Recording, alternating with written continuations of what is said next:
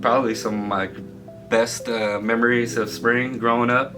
Every year we would go to a fish derby and it would land like around between the 10th and the 20th of April. And it's just, we'd go fishing like a good half a dozen times throughout the year, but that was the fish derby, you know, that was like the Super Bowl of fishing, you know, so, and you can win prizes. So yeah, one day I finally got second place after 30 years of fishing up there. I've been a vendor off and on for about 10 years. I sell at Westwood Village, and when I first started selling there was about 3 years ago. I have about a handful of regular customers that they're like friends to me, good people, like basically how they treat me, and they take care of me if they can. They'll buy paper and give me a tip. They just seem like they really actually care about me as a person. The future of Seattle, what I'd like to see is less poverty and more peace with a capital P.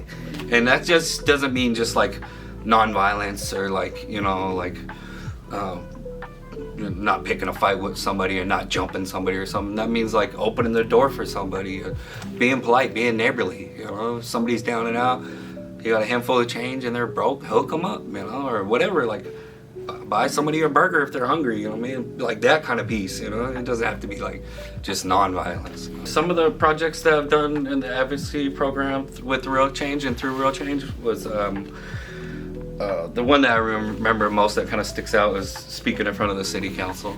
I did that on behalf of a bill for homeless rights.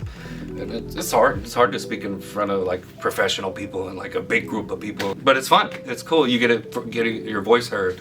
And I feel like that's one of my strong points, as shy as I am. I participated in the Week Without Driving. They filmed me while I was out there selling Real Change, and then she strapped like a body cam to me or whatever, the GoPro or whatever. And she had me walk from my place that I sell Real Change, which I forgot to tell you, it's a post office that's in Westwood. And I walked from there to where my camper is, and it's just showing my route or whatever, and that was fun.